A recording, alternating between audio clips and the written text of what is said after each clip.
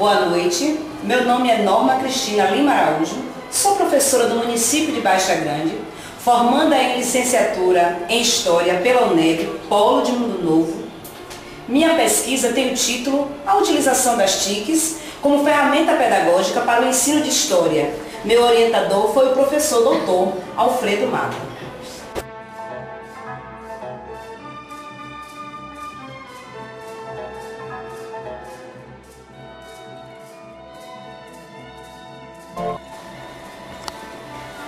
Ciente da importância das mídias na educação e dos desafios que o professor enfrenta, tanto no domínio da tecnologia em uso, quanto na aplicabilidade no seu agir pedagógico, meu trabalho tem por objetivo fazer uma análise acerca dos desafios que o professor de História enfrenta na sua docência na Escola Lídia Peixoto Santana, no que concerne ao uso das novas mídias.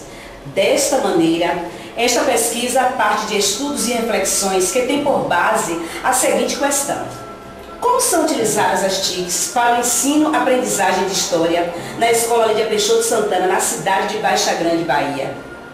A presente pesquisa teve por objetivo esclarecer questões referentes à utilização das TICs, aqui entendido como todo o aparato tecnológico utilizado na elaboração do conhecimento proporcionados pela internet, disponibilizados pela Escola Lídia Peixoto Santana, como também as implicações quanto à sua aplicabilidade no agir pedagógico do docente de História.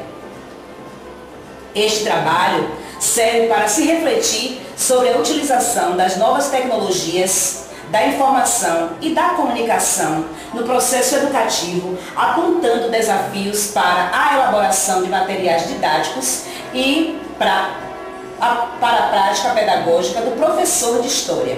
São abordados considerações sobre as transformações necessárias de alguns elementos da prática pedagógica, como o papel do professor, o planejamento da escola em projetos de inovação tecnológica. A pesquisa teve embasamento teórico nos autores Demo, 2008, Freire, 2006, Fonseca, 2009, Levi, 1999, Mata, 2013, entre outros. O trabalho está dividido em 4 capítulos. No primeiro capítulo, discute-se o contexto de Baixa Grande, sua formação, relações sociais, culturais, sua interação com a Escola Lídia Peixoto Santana. No segundo capítulo, fazemos a revisão bibliográfica sobre o ensino de História, como esse deve ser realizado e como integrá-lo ao contexto da cidade e da escola. O terceiro capítulo discute-se a chegada da tecnologia do mundo para Baixa Grande, caracterizando a sociedade tecnológica, assim como aborda as vantagens das novas tecnologias da educação. O quarto capítulo e último capítulo é dedicado ao estudo de caso realizado na Escola Municipal Lídia Peixoto Santana. Supõe-se que a escola analisada não dispõe de fácil acesso à rede de computadores, fazendo com que os alunos pouco ou nunca frequentem e fiquem em contato com as tecnologias. Dentre os principais motivos, pode-se destacar que a escola, no momento, não possui infraestrutura necessária para o trabalho com os mesmos.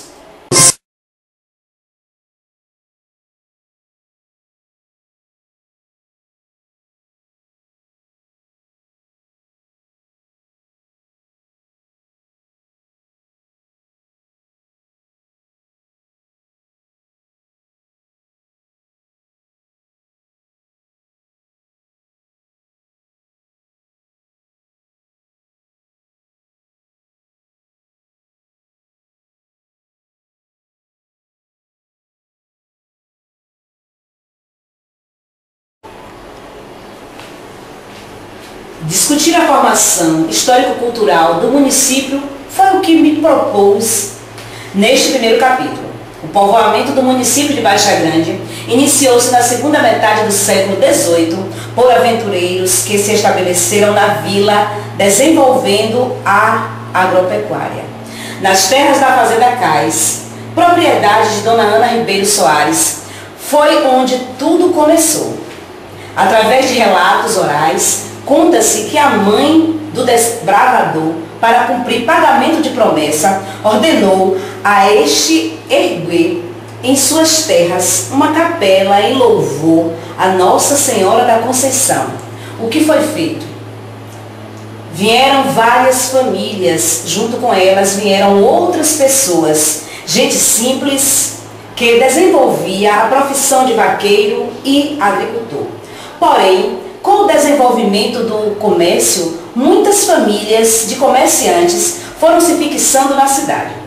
A cultura da cidade era bastante dinâmica no início do século XX, com atenção especial para a Filarmônica 5 de Março, que também servia de clube recreativo, nome que deu origem mais tarde ao único clube social da cidade. Foi com a Filarmônica que deu início à cultura da música mais refinada de Baixa Grande, pois já existiam grupos de músicas folclóricas por aqui, principalmente as piegas e chulas. Porém, foi a Filarmônica 5 de Março quem deu início ao Carnaval baixagrandense. Outro fato da cultura de Baixa Grande é o dia 8 de dezembro, festa mais importante da cidade, pois é o dia da padroeira Nossa Senhora da Conceição. A festa ainda é comemorada com um espírito altamente religioso, porém perdeu muito sua força. Até fins do século XX, vinham turistas de diversas regiões prestigiarem o dia de Nossa Senhora da Conceição. Outro evento que fazia parte da cultura da cidade e que hoje não existe, mas era a queima do Judas. No sábado de Aleluia se dava a queima do Judas, mas antes tinha o famoso testamento que era lido para toda a população, que se divertia com o que era deixado para cada morador e temido por quem tinha algum segredo escondido. O carnaval era outro evento importante da cidade. Até 1930, Baixa Grande fazia carnaval, mas por se encontrar entre duas cidades que tinham uma festa carnavalesca muito forte, Mundo Novo e Ipirá, Baixa Grande deixou de comemorar. Após alguns anos, alguns moradores da cidade organizaram um carnaval fora de época, denominado de micareta, nome emprestado da micareta de Feira de Santana. Através destas festas populares, podemos compreender o simbolismo e a mentalidade popular. Nestas micaretas, um dos momentos mais esperados era a aparição do urso, figura mística que aparecia sempre aos domingos. Hoje, esta cidade tem poucos eventos populares. Dentre eles estão o Terno de Reis, samba de roda, chula, alvoradas, rezas populares, argolinha, festejos juninos no povoado de Italegre, bailes no clube social, festa de vaqueiros, cavalgadas, micareta e aniversário da cidade. Conta com 2 blocos de micareta, Tutabeba-Égua e Tobeba. A educação em Baixa Grande teve influência do coronelismo, assim como a maioria das cidades do interior do Brasil, até a década de 1970, existia de maneira muito forte o coronelismo. Sabemos que a escola e o poder estão muito ligados não só à política brasileira, mas também na política de nossa cidade. Não existia uma preocupação por parte dos coronéis em levar a educação para todos do município, pois manter a maioria da população submissa no analfabetismo era necessário para preservar o poder dos chefes políticos. Este cenário começou a mudar quando iniciou a universalização do ensino. É neste período, 1984, que a Escola Professora Lídia Peixoto Santana foi criada. O nome da instituição foi em homenagem à primeira professora leiga de Baixa Grande, a senhora Lídia Peixoto Santana. O capítulo 2 discutimos o conceito de história e como contextualizá-la com a cidade e a escola. O conceito de história e sua função tem se modificado ao longo do tempo. Ela tem sido entendida hoje como ciência que representa a transformação do homem, que por meio dela compreende as condições sociais em que se vive. Por isso, a disciplina História é necessária como forma de o aluno adquirir a capacidade de assumir uma postura crítica e autônoma diante das realidades sociais que o rodeiam.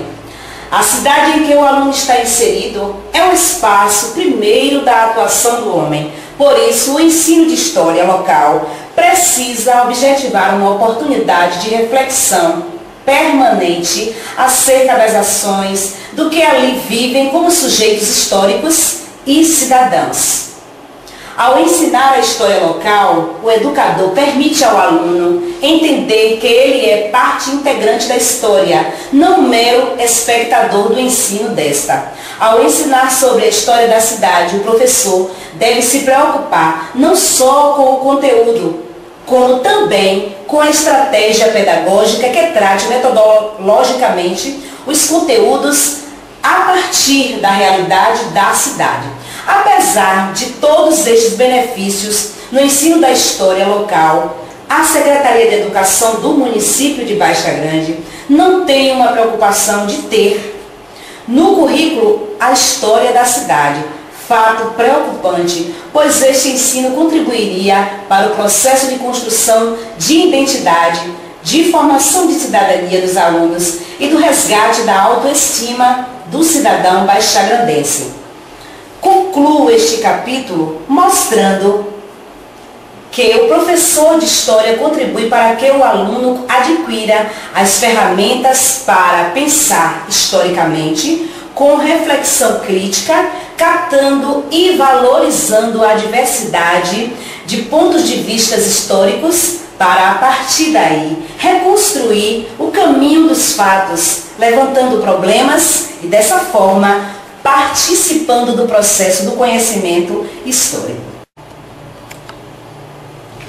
No capítulo 3, falamos sobre a chegada da tecnologia de informação e comunicação, TIC, do mundo para a Baixa Grande Bahia. As inovações tecnológicas estão se perpetuando na sociedade do mundo inteiro. No Brasil, estas inovações vêm cada dia mais sendo comuns às pessoas. São vários os segmentos que fazem uso da tecnologia. Fábricas, grandes empresas, montadoras de veículos, hospitais, shopping, escolas, etc. É comum encontrar pessoas, principalmente os adolescentes, portando celulares, MP3, iPod, notebook, enfim, são vários os tipos de aparelhos tecnológicos digitais que estão presentes em nossas vidas. Por isso, tornou-se importante pensar na inserção dos computadores e recursos tecnológicos de multimídias na comunidade escolar.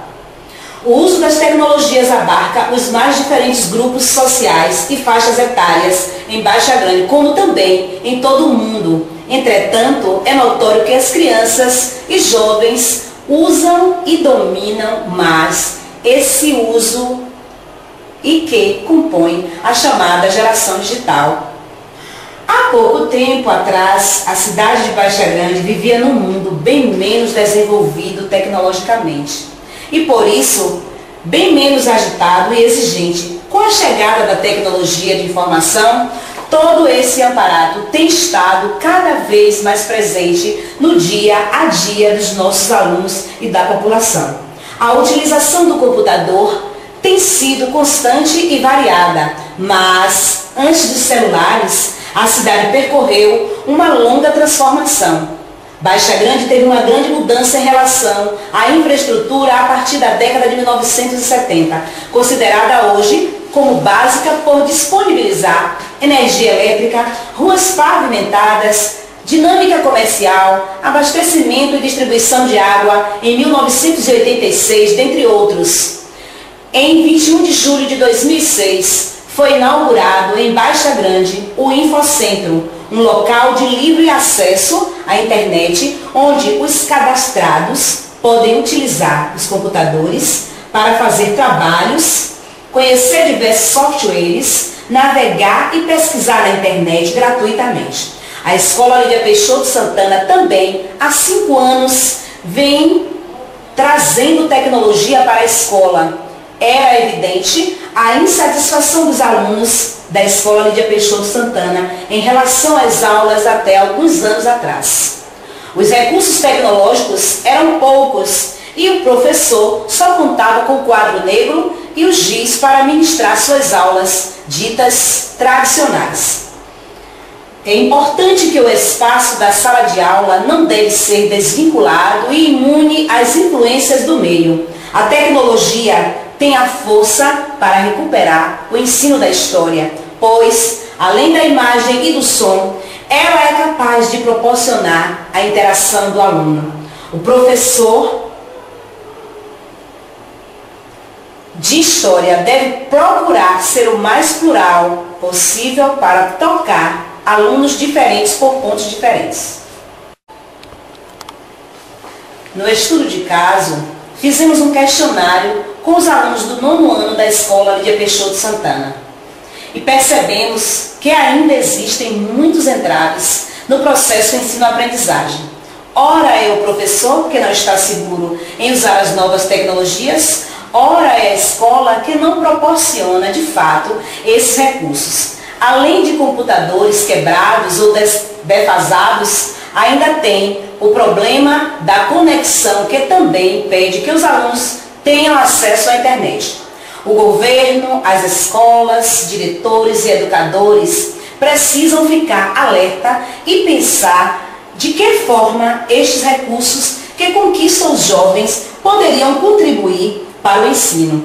O profissional atual da educação necessita estar atento e saber usufruir da melhor forma estas tecnologias de fácil acesso e que despertam a atenção e interesse da maioria dos alunos.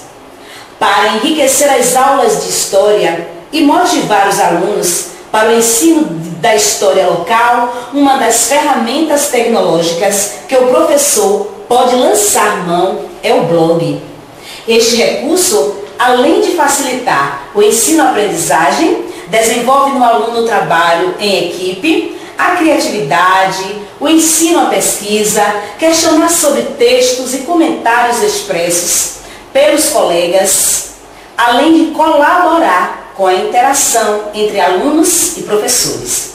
A criação do blog é uma das sugestões que o professor de História pode usar para estimular a pesquisa histórica e a relação dos conteúdos com a realidade do aluno, fazendo da sua aula algo mais lúdico e apreciada pelos alunos, tornando-a mais dinâmica e, por vezes, menos sistematizada em datas, eventos, heróis ou personagens.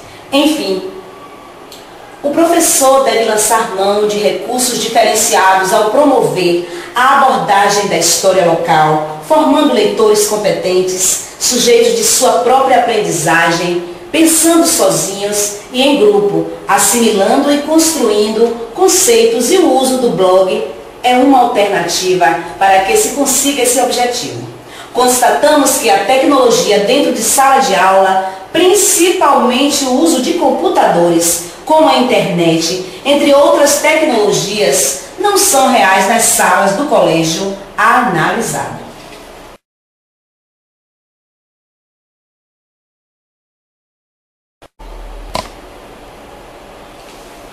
Agradeço a Deus, o Criador do Universo, aos meus pais de Caio Dias Araújo, em memória, e minha mãe Antônia Lima Araújo, meus irmãos, irmãs, sobrinhos e sobrinhas e toda a minha família, aos professores da UNEB e à tutora presencial Justileide Teixeira Gama, a professora Rejane Magalhães Miranda Rios, que me incentivaram no decorrer da minha vida acadêmica, ao professor doutor Alfredo Mata por contribuir com as suas orientações, aos colegas de turma, do curso EAD, para compartilharmos as nossas ansiedades e pela troca de experiência enfim, a mim mesma, pelo esforço, dedicação e compromisso.